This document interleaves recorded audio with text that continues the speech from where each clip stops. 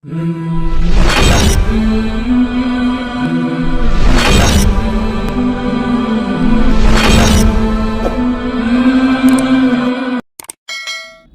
کل بہت سے دعا کرنے والوں کے دلوں میں یہ سوال اٹھتا ہے کہ مولانا، جب دعا کی قبولیت برحق ہے تو پھر ہماری دعائیں قبول کیوں نہیں ہوتی؟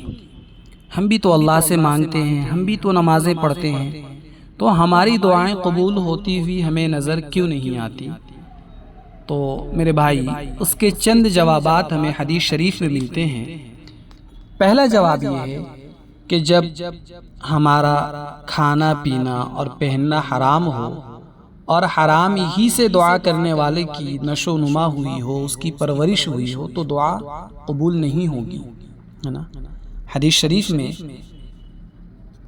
مسلم شریف کی روایت ہے کہ اللہ کے رسول صلی اللہ علیہ وسلم نے فرمایا کہ مطعمہ حرام ومشربہ حرام وملبسه حرام وغدی بالحرام فأنا یستجاب لذلك۔ معلوم یہ ہوا کہ جب انسان کے پیٹ میں جانے والی غذا اور اس کے جسم پر پہننے والا لباس، یہ سب کے سب حرام ہو تو دعائیں قبول نہیں ہوتی۔ نمبر 2 کہ جب بندہ غفلت کی حالت میں دعا مانگے تو ایسی صورت میں بھی دعائیں قبول نہیں ہوتی۔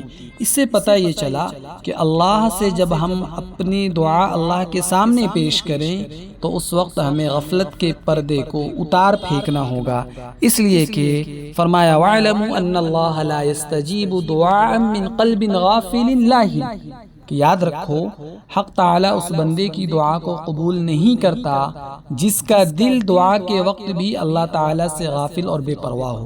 اس سے معلوم یہ ہوا کہ غفلت کے ساتھ کی جانے والی دعا قبول نہیں ہوتی۔ نمبر 3 بندہ اگر اللہ تعالیٰ کی نافرمانی یا اللہ تعالیٰ سے قطع رحمی کی دعا کرے تو ایسی صورت میں بھی دعا قبول نہیں ہوتی۔ کیا مطلب؟ بندے کی دعا اس وقت تک قبول کی جاتی ہے جب تک وہ کسی گناہ اور قطع رحمی کا سوال نہ کرے۔ اس کا مطلب یہ ہے کہ کسی گناہ کا سوال کرنا، رشتہ داریوں کو توڑے جانے والی دعائیں قبول نہیں ہوتی۔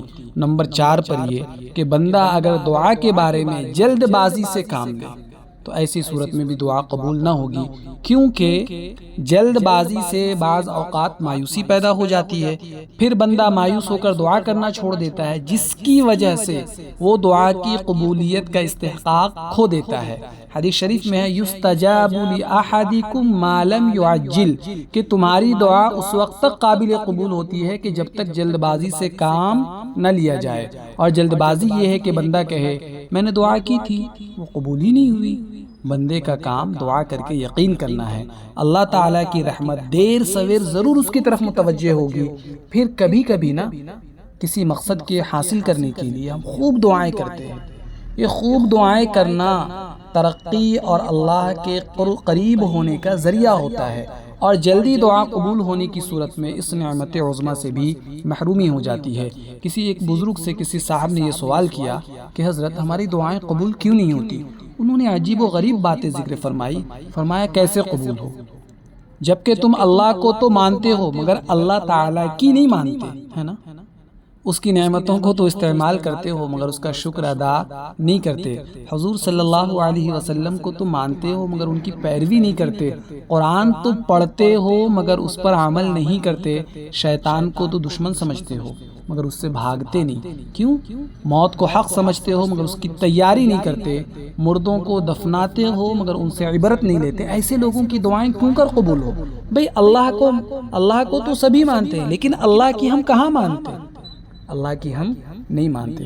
اگر حقیقتاً دعا ہو اور خود دعا کرنے والی کی ذات اور اس کے اعمال و اخلاق میں کوئی ایسی بات نہ ہو جو دعا کی قبولیت سے رکاوٹ بنے تو ضرور دعائیں قبول ہوتی ہی ہے۔